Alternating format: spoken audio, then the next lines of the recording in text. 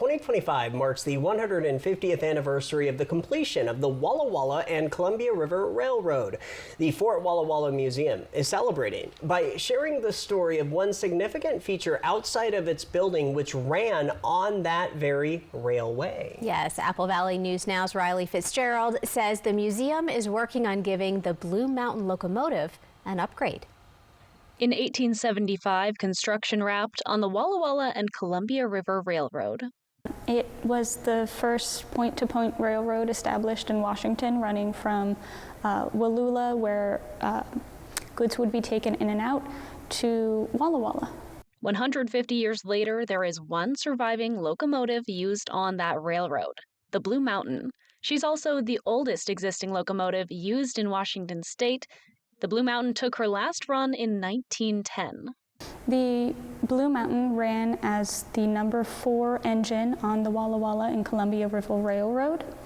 And after it ceased to operate in Walla Walla and in Washington, it moved around to a couple different ports, including running in Nome, Alaska during the end of the gold rush.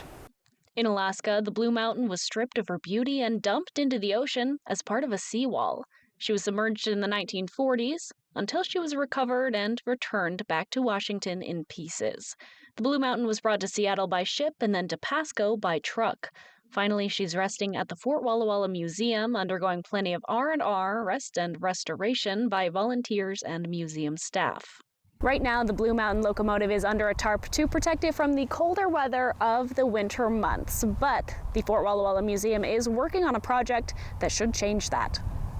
Cascadia Schneider with the Fort Walla Walla Museum says to celebrate the 150th anniversary of the railroad, the Baker Boyer family, descendants of Dorsey Baker, who brought the railway to Walla Walla back in the day, have been raising funds to create a permanent exhibit for the Blue Mountain so she can be viewed year-round.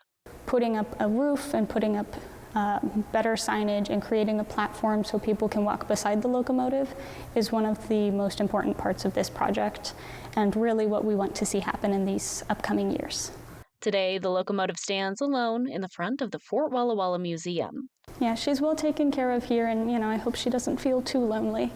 Well cared for and ready for visitors when the weather gets better. In Walla Walla, Rylee Fitzgerald, Apple Valley News Now. How about that? Fort Walla Walla Museum asked a Seattle-based train expert, James Temple, to share about the sole survivor of this once dearly important railroad. You can read about the history of the Blue Mountain locomotive at applevalleynewsnow.com.